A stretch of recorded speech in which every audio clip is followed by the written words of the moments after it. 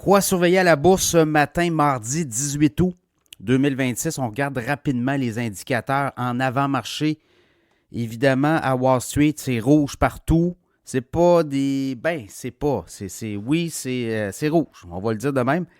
Je ne sais pas si on va être capable de renverser la tendance parce que hier, on en a parlé.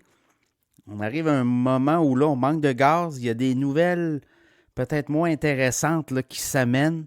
Donc, ça fait en sorte que le Dow Jones baisse de 83 points au moment où je vous parle, 53 461 points. S&P 500 baisse de 37 points, 7 731.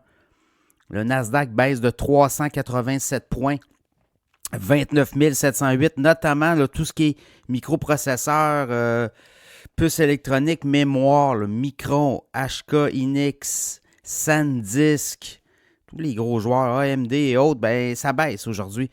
Notamment le Kospi aussi en Corée du Sud. C'est ça qui drivait pas mal les marchés. Donc, c'est peut-être aussi normal.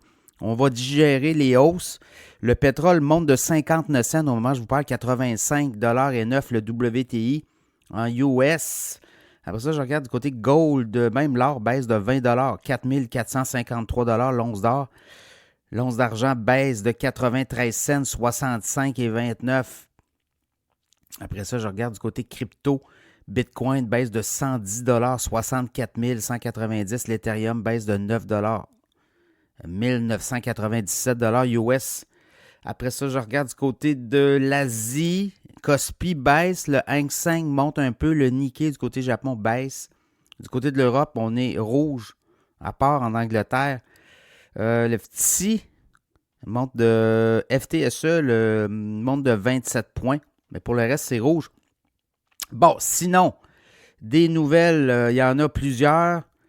Là, je regarde, c'est les obligations 30 ans du gouvernement américain. Là, on est rendu qu'on offre 5,32. C'est le plus haut sommet jamais atteint depuis quand? Depuis 2007. Vous voyez là que le gouvernement américain, pour passer ses obligations, pour se financer, est rendu à 5,32%. C'est très élevé. Et c'est ce qui inquiète les marchés, là. On s'endette.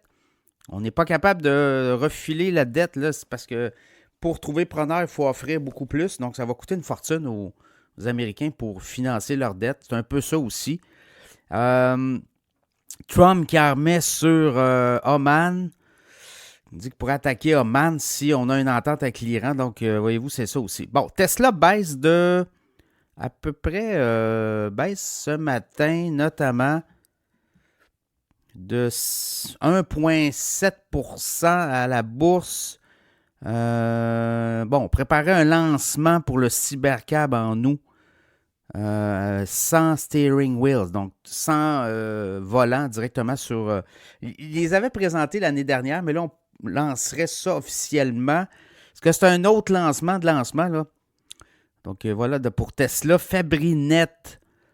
Eux autres, c'est dans l'optique.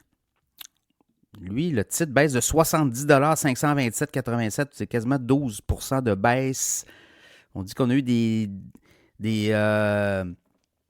dépenses supplémentaires. Là, ça va affecter les marges. Donc, les analystes n'aiment pas trop ça. Home Depot, des très bons résultats. Le titre de Home Depot monte de 2,7% en avant-marché. C'est 9,9$ de hausse. 346,97$. On ne touche pas au guidance. Et on dit que sur le marché, on continue d'opérer là, dans une espèce de marché quand même pas facile.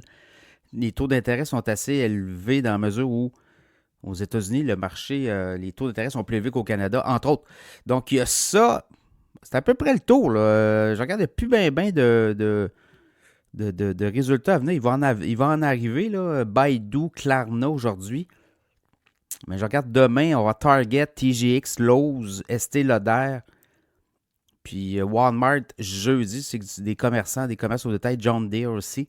Ross, aussi le détaillant Ross aux États-Unis. Mais pour le reste, écoutez, c'est vraiment, on tombe comme dans une poche de vide. Et ça pourrait avoir un impact sur les marchés boursiers. Là. On dit que ça a beaucoup monté. Il y en a qui vont peut-être prendre le profit. Ils vont regarder ça aller. Donc, pour l'instant, là, Si on regarde même le Nasdaq qui est rendu à 400 points de baisse, donc il pourrait avoir aujourd'hui des vents de face. Bonne journée à la bourse.